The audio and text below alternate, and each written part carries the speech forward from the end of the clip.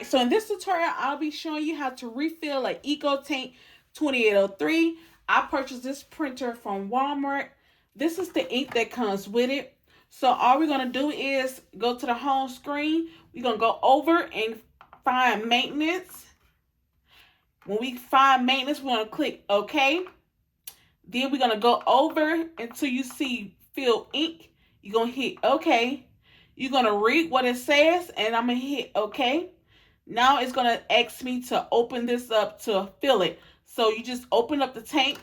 So we just pull it back like this. And then you want to lift up your little lids like this.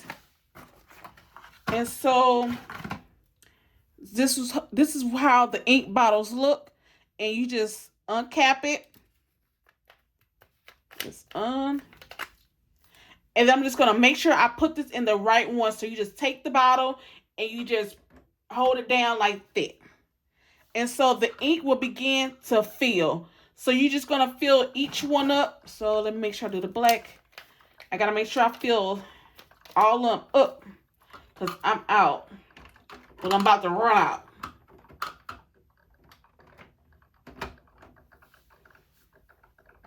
And so once it gets to the line, you got to fill it up to the line. And once you get up there to the line, you make sure you take that bottle off.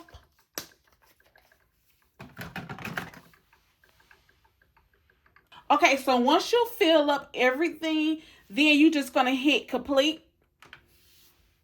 And then it's going to ask you to select the colors you refill. So I'm just going to hit OK for each and every last one of them. As you can see, since I refilled all, I make sure I checked every last one of them. I will click on the cautious button because it say do next. So this is the next thing to do. All right, the next question. All right, so the next question is going to ask you, is the ink filled up to the upper line? You're just going to select yes. So hit OK. Hit OK, it's going to say ink level is set. We're going to make sure we hit OK for done. Okay, so now it's time to do a nozzle check. So to do a nozzle check, we're going to go over and we're going to do nozzle check. So select nozzle check, hit OK. Select nozzle check, and then we're going to hit OK.